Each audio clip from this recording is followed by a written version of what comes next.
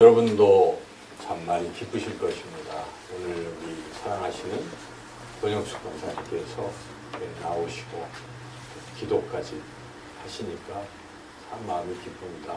더욱이 또 이렇게 찬양대에 이 자리에 그동안 비었었는데 이 자리에서 이렇게 찬양하시는 모습을 보니까 참 마음이 기쁘고 또 우리 하나님 앞에 감사를 드리게 됩니다. 여러분들도 다 기쁘시죠? 네. 네, 우리 권사님 이렇게 아프셨을 때 그 질병이 지주막하 출혈이셨어요. 그래서 우리가 흔히 아는 뇌출혈인 거죠. 그래서 지주막하 출혈이 되면은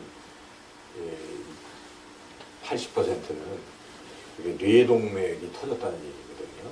80%가. 그리고 뇌동맥에 의한 지주막하 출혈일 경우 죄송스러운 말씀이지만 3분의 1은 그 자리에서 돌아가시는 거예요. 그리고 3분의 1은 병원에 이송 중에 돌아가시는 거고 이제 3분의 1이 치료받는 그런 거죠. 근데 우리 하나님의 은혜로 우리 권사님께서 그런 출혈이 있으셨지만 아마도 미세한 출혈, 그래서 흔적 피가 있었는데 또 그것도 얼마 지나지 않아서 또 사라지시고, 그래서 이렇게 보통 그렇게 터지면 몸에 또 뭐 이상이 있는데 그동안 이렇게 대화를 쭉 나눠봤고 조금은 처음에 약간 어눌하시고 그러셨는데 지금은 이제 이렇게 거의 오늘 말씀을 나눠보니까 거의 정상이실 것 같아요. 정상인 줄 믿습니다. 그래서 저는 이 과정을 하나님께서 이렇게 인도하셨다라고 확신을 합니다. 그래서 하나님이 도와주신 것이죠. 그런 상황에 하나님이 도와주시지 않고서야 어떻게 건강하게 어떻게 건재할 수 있겠습니까? 그래서 하나님의 그 손길이 함께 하셔서 그렇게 도와주시는 줄로 믿습니다. 우리 권사님 이 교회에 오시고 얼마 안 돼서 영상고등학교 있는 거기서부터 새벽마다 이렇게 새벽 기도를 하시고 지금까지 특별한 일이 아니고서는 한 번도 빠지지 않으셨습니다. 이곳에 와서도. 그래서 저는 우리 하나님께서 권사님의 그러한 기도를 늘 들으시고 그렇게 우리 권사님을 도와주셨다. 그렇게 믿습니다. 여러분도 다 기도하시고 있지 않습니까? 날마다 성전에 못 나오시더라도 늘 기도하시기 때문에 여러분도 아마 지금까지 하나님의 그러한 도우심을 경험하셨을 것이고 앞으로도 우리 인생에서 하나님은 여기 있는 우리 모두를 반드시 도와주시는 줄로 믿습니다. 사람은 이제 크게 나누면 두 종류입니다. 하나님이 도와주시는 사람, 하나님의 도우심을 받지 못하는 사람, 그렇게 나눌 수가 있습니다. 오늘 본문에 하나님이 도와주시는 그런 사람, 느헤미야에 대한 말씀인데, 느헤미야는 그 하나님이 도우심을 특별히 이렇게 표현하고 있습니다. 여러분 8절을 같이 한번 읽어볼까요? 또 왕의 삼림감독 아삽에게 조서를 내리사 그가 성전에 속한 영문의 문과 성곽과 내가 들어갈 집을 위하여 들보로 쓸 제목을 내게 주게 하옵소서 하매 내 하나님의 선한 손이 나를 도우심으로 왕이 허락하고, 왕이 그냥 허락한 게 아닙니다. 하나님의 선한 손이 느헤미야를 도우셨기 때문에 이런 일이 일어났다 하는 것입니다. 여기서 이 손, 하나님의 손, 이 야드라는 말인데 히브리어로 이 손은 능력을 뜻합니다. 히브리어에 있어서 손은 능력. 그러니까 하나님의 손이 이 느헤미야를 붙드시고 이렇게 하신 거예요. 하나님의 손. 그러니까 하나님의 능력이 이 느헤미야와 함께 하셨다 하는 것입니다. 우리 인생도 하나님의 능력이 우리와 함께 하시고 우리를 늘 도와주시는 줄로 믿습니다. 그러나 그런 하나님의 이 도우심을 믿지 않는 사람도 있어요. 안 보이니까. 하나님의 손이 안 보이지 않습니까? 그래서 그런 일이 설마 있나. 불신을 갖기도 하고 아예 기대도 안 하고 자기 힘으로 열심히 살아가는 스타일의 사람도 있어요. 그러나 보이지 않지만 하나님의 손이 있는 것입니다. 하나님의 능력이 있는 것입니다. 그래서 하나님의 능력으로 우리를 도와주신다는 것입니다. 우리가 어떻게 느헤미야처럼 하나님의 손이 함께 하시고 하나님이 도우시는 그러한 사람으로 살아갈 수 있겠습니까? 오늘 본문 속에서 하나님은 왜 느헤미야를 도와주시는가?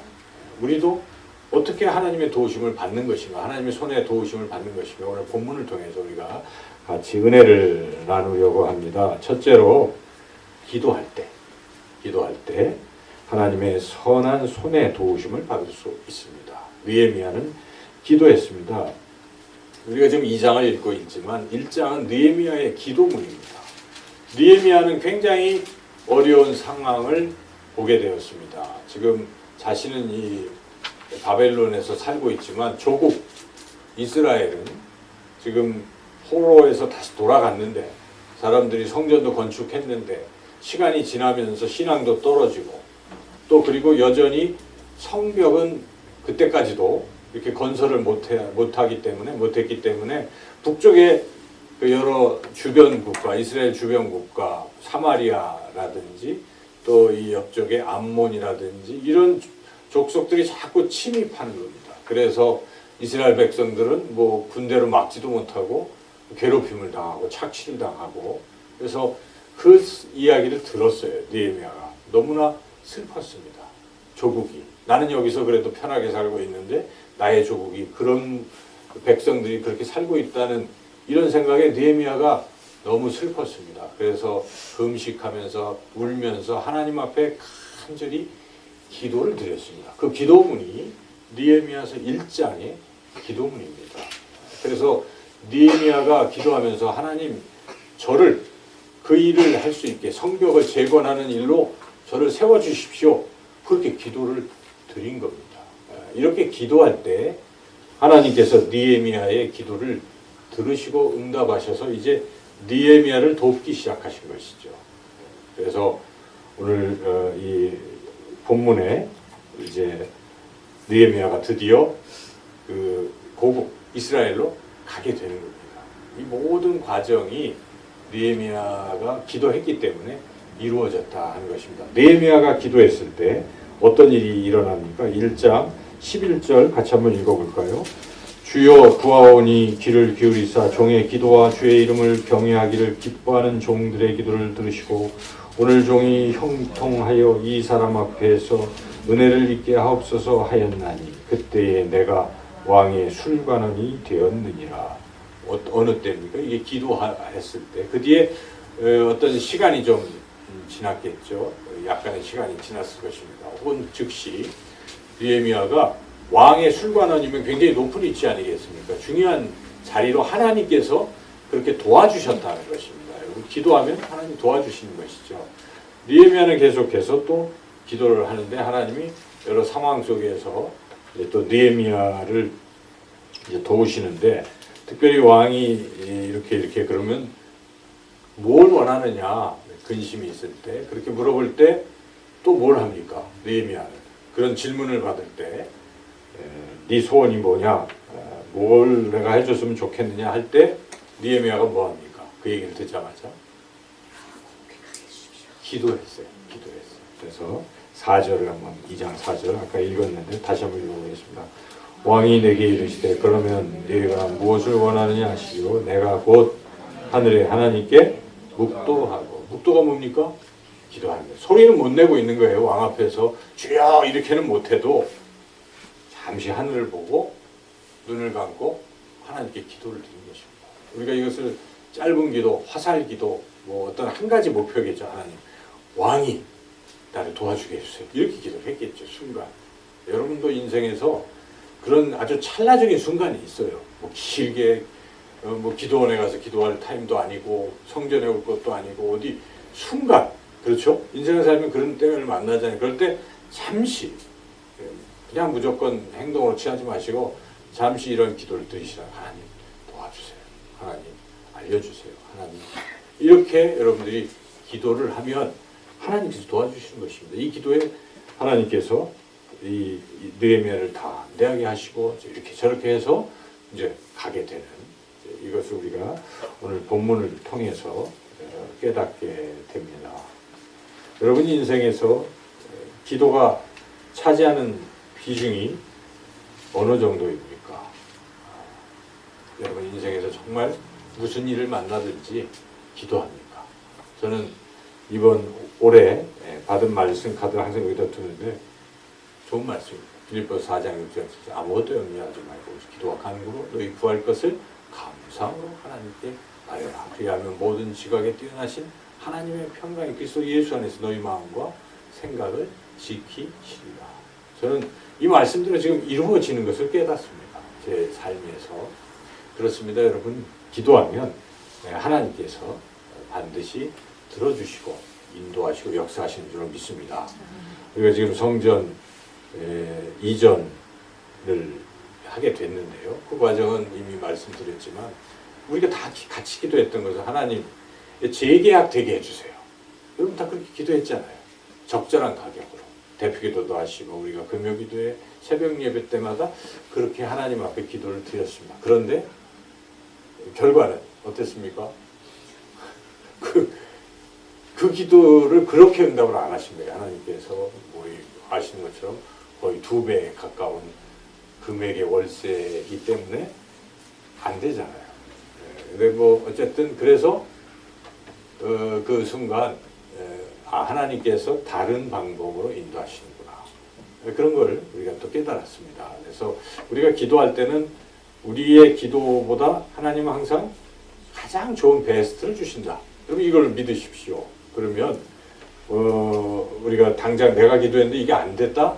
또 실망하지 않습니다. 하나님께서 더 좋은 걸 주시려고 이거를 하시는구나. 또는 지금이 아니다. 때가 있는 거잖아요. 이와 같이 하나님은 가장 좋은 길로 우리를 인도하신다. 인생에서 어떤 경우를 만나도 기도로 나아가시기를 주님의 이름으로 축원합니다.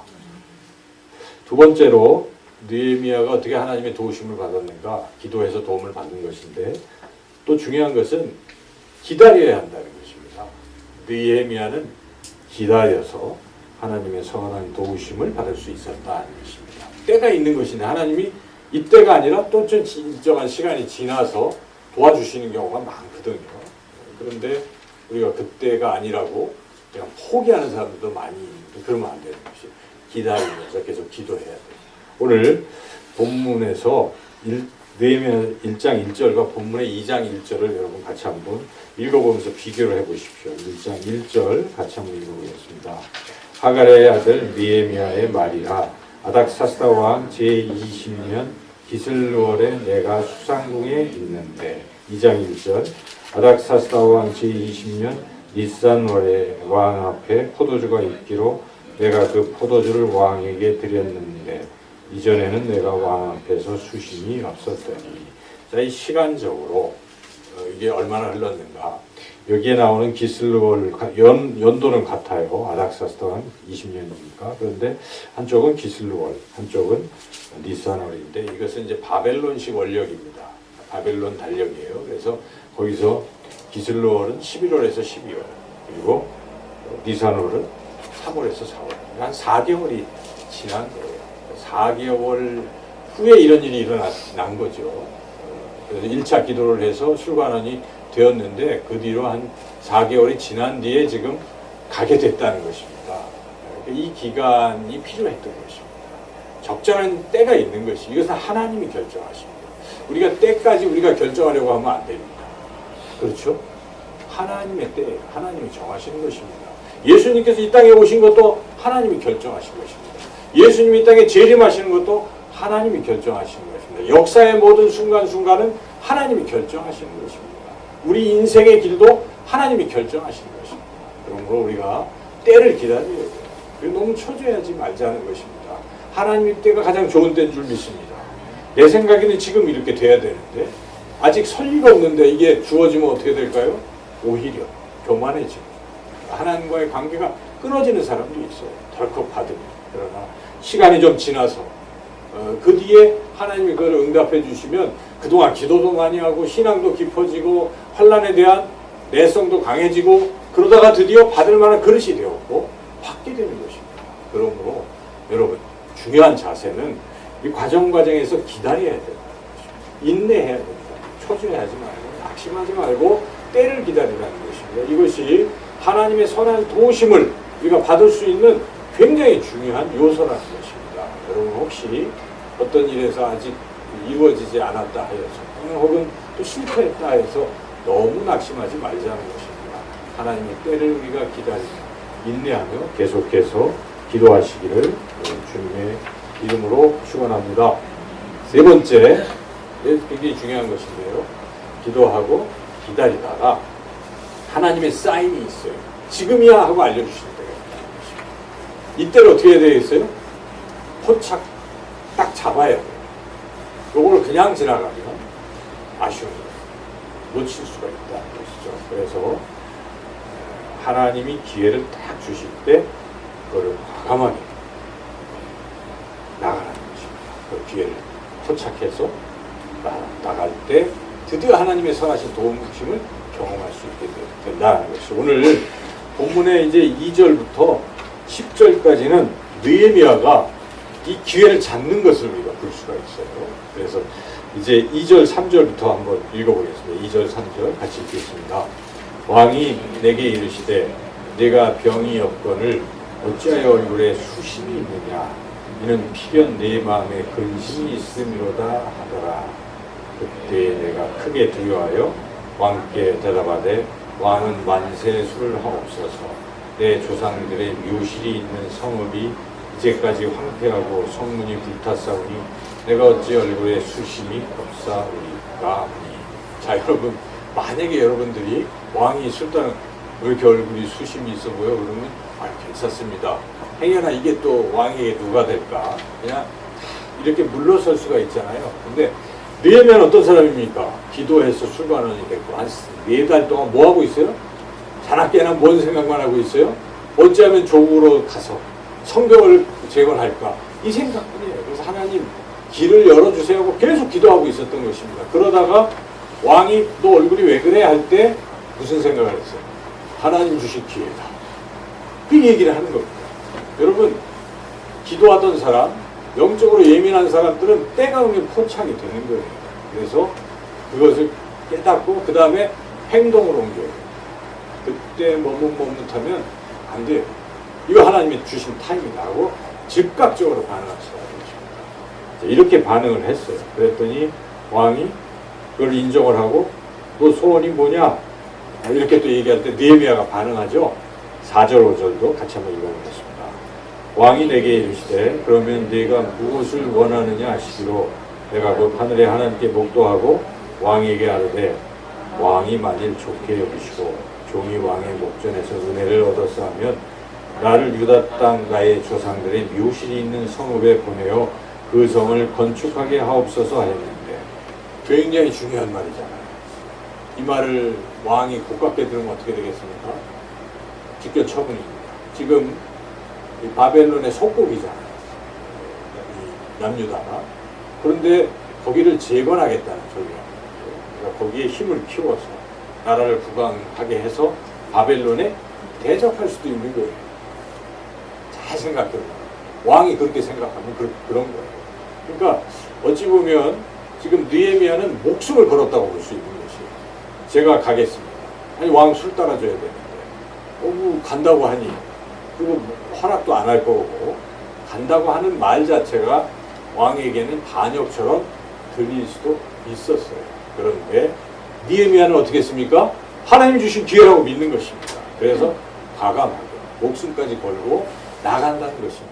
이게 굉장히 중요한 거예요. 결단력이 중요하고 용기가 있어야 됩니다. 그래야 하나님의 도우심을 경험할 수 있습니다. 여러분 하나님의 도우심을 그냥 가만히 기도하고 있는다고 받는 게 아닙니다. 우리도 거기에 걸맞게 기도도 하고 기다리고 그리고 적극적으로 하나님이 사인을 보내주실 때 나서야 됩니다. 우리가 그런 예화가 있잖아요. 어떤 사람이 물에 빠졌어요. 그래서 막 거의 이제 죽게 됐는데 하나님께 막 간절히 기도해서 하나님 저를 살려주세요. 그랬더니 지나가던 배에서 이렇게 밧줄을 딱 던져줬어요. 자꾸 나오면 되잖아요. 근데 그게 이건 아닙니다. 하나님이 직접 건져주시는 거고 계속 그러다가 빠져서 죽은 거예요. 그래서 하나님 나라 갔더니 하나님께서 이제 항변하는 거죠. 왜 그때 기도할 때 안 들어주셨습니까? 얘야 내가 너 살려주려고 네가 기도하길래 그 밧줄 던졌잖아. 왜 안 잡아? 그렇게 하나님 말씀하시고 여러분 우리 인생에서도 우리가 기도하고 기다릴 때 반드시 하나님은 사인을 보내주십니다. 근데 이걸 우리가 잘 포착하고 적극적으로 뭐 두려워하지 마시고 긍정적으로 나아가면 하나님의 선하신 도우심을 반드시 경험하게 될 줄로 믿습니다. 자, 이 느헤미야가 그래서 그렇게 담대하게 얘기했어요. 그랬더니 왕이 점점 호전되고 있어요. 좋게 여기고 그래 하고 이제 할 때 또 느헤미야가 반응을 하는데 대화를 또 우리가 한번 읽어보겠습니다. 6절에서 8절 상반절까지 한번 읽어보겠습니다. 그때 왕후도 왕 곁에 앉아 있었더라. 왕이 내게 이르시되 내가 몇 날에 다녀올 길이며 어느 때에 돌아오겠느냐 하고 왕이 나를 보내기를 좋게 여기시기로 내가 기한을 정하고 내가 또 왕에게 아뢰되 왕이 만일 좋게 여기시거든 강서쪽 총독들에게 내리시는 조서를 내게 주사 그들이 나를 용납하여 유다에 들어가기까지 통과하게 하시고 또 왕의 삼림감독 아삽에게 조서를 내리사 그가 성전에 속한 영문의 문과 성곽과 내가 들어갈 집을 위하여 들보로 쓸 제목을 내게 주게 하옵소서 하매. 이거 얼마나 담대합니까? 그죠? 처음에는 갈까 말까 인데 딱 결정되고 나니까 느헤미야 계속 하잖아요. 이왕 가는데 좀 통과하는데 조서 하나 주면 안전하게 통과할 수 있습니다. 그리고 그 근처에 살림 감독에게 얘기해서 제목 그거 성벽 할 제목 다 대주십시오.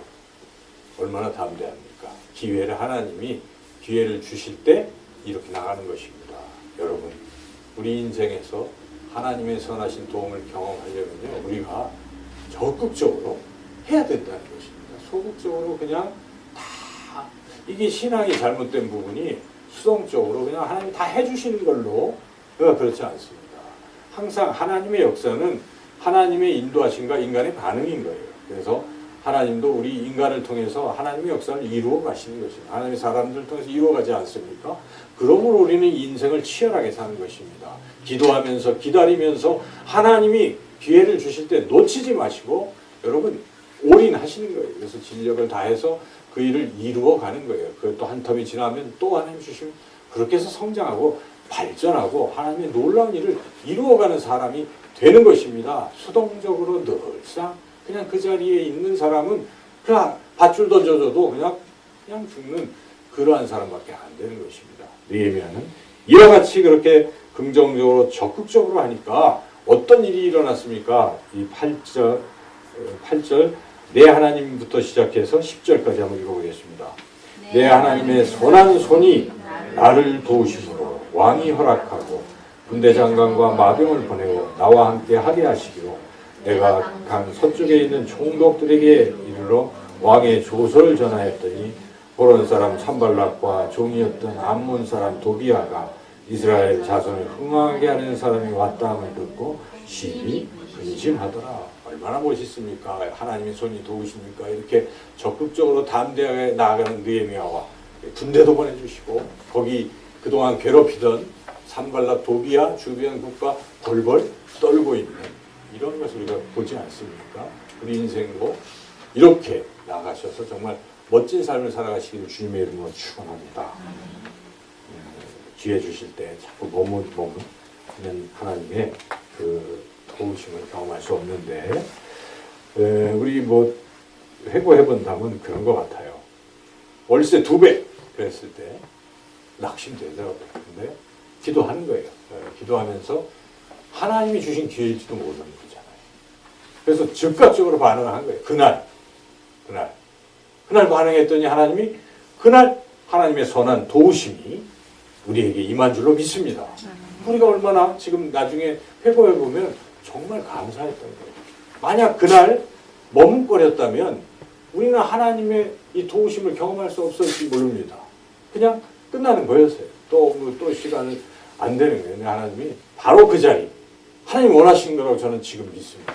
그곳을 하나님이 복음화 시키려고 우리를 글로 옮기신다 하는 확신이 드는 거죠. 그래서 우리가 그런 기회를 줄 때 그렇게 해나가는 것입니다. 저는 이사업체 선정에서도 그 경험했어요. 갑작스럽게 날짜가 이제 며칠 안 남은 지금 상황에 업체가 이게 적절하지가 않은 상태가 됐을 때 또 역시 그날 즉각적으로 하나님의 선하신 도우심이 있었던 것이죠. 그래서 무엇이든지 여러분 기회를 놓치면 안 됩니다. 타이밍이 중요한 것이고 하나님 우리와 함께 하신다는 확신을 가지신다면 지금 하나님이 선한 길로 역사하시는 과정을 조금이라도 여러분이 보신다면 그 길로 가면 되는 것입니다. 계속 중간에 자꾸 왔다 갔다 좌고우면하고 머뭇거리고 하는 사람은 안 돼요. 나가는 것이죠. 전진하십시오. 전진하다 보면 하나님의 놀라운 역사를 반드시 경험하게 될 줄로 믿습니다. 하나님께서 우리에게 어쩌보면 지금 이 순간을 우리에게 기회로 주셨다고 저는 믿어요. 우리가 성전을 이전하는 거 지난 몇 년도인가 2011년에 6년 전이죠. 이곳으로 한번 옮기게 됐어요. 그때도 하나님이 우리에게 기회를 주신 것입니다. 이쪽으로 오도록 또 우리가 또 가는 것입니다. 여러분 자주 우리가 그렇게 옮기지는 않을지도 몰라요. 우리 인생에서 이 성전 이전이라는 것은 하나님께서 우리의 것을 원하시고 또 우리에게 기회를 주시는 것입니다. 저는 그 기회가 축복의 기회라고 믿습니다. 하나님을 경외하고 하나님의 일에 동참하는 그러한 사람들을 하나님은 축복하시는 것이 성경이 우리에게 전하고 있는 것입니다. 여러분 진력을 다하십시오. 하나님의 성전을 우리가 이전하고 우리가 장식하는 이 일에 내가 참여해야 되지 않겠습니까? 여러분 그 교회 계속 다니실 거 아니겠습니까? 다닐 때마다 저 성전에 내가 하나님 앞에 드린 것이지.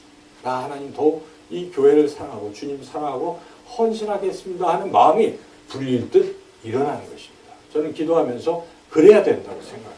그리고 주중에 금요 기도할 때 주신 말씀이 하나님의 그 성전을 요아스 왕이 그 성전이 바알에서 회파된 것을 다시 보수하는 공사를 할 때 요아스 왕이 강조했던 것은 다른 게 아닙니다. 모두가 참여하는 것입니다.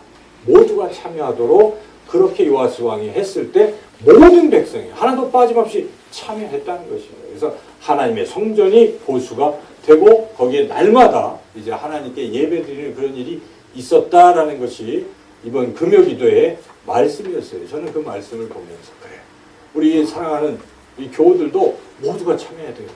어린아이로부터 모두가 참여하자는 것입니다. 참여해서 하나님이 우리에게 주실 그런 축복의 그런 귀한 기회를 놓치지 마시고 여러분 하나님의 이 성전 이전하는 일에 모두가 참여하시기를 헌신적으로 참여하시기를 그래서 하나님의 놀라운 복을 받으시기를 주님의 이름으로 축원합니다. 기도하겠습니다.